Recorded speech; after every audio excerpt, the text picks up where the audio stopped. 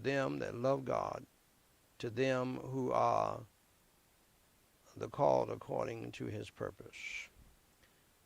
Now, my wife and I have what the world would call, and most evangelicals would call, I didn't say Christians, but evangelicals, there's a difference, a bad marriage. Now, they have a bad marriage too, but they're phony, they're fake, they're liars, and we don't hear about them until everything falls apart, and we read about them in the funny papers, okay?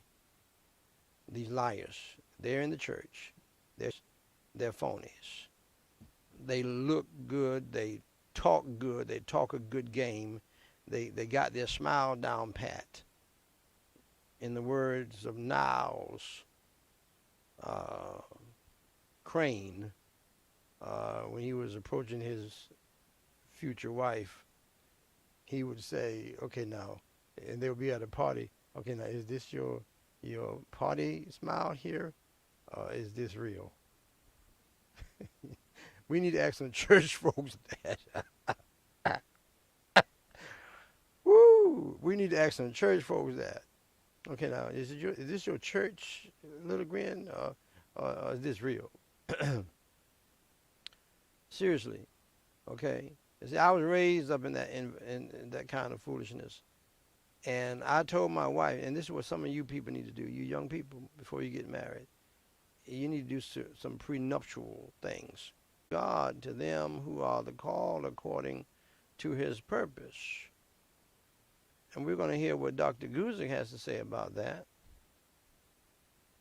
And then we're going to explore one or two verses regarding the family. But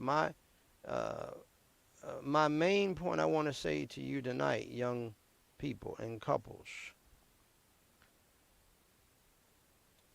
is that if you cannot be thankful for your bad marriage,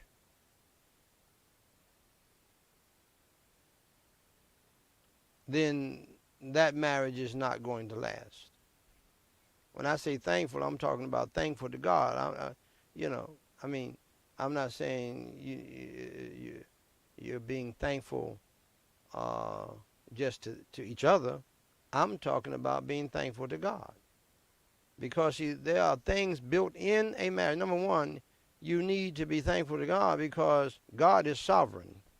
Whether you know it or not, whether you like it or not, God is the one who put you all together. And if you got married for real, and you got the license and the preacher and the church and the reception and the whole shebang, I assure you God put that together. Now, the devil is always in the mix. He was in the Garden of Eden. And your flesh and your sinful nature and your upbringing is in the mix.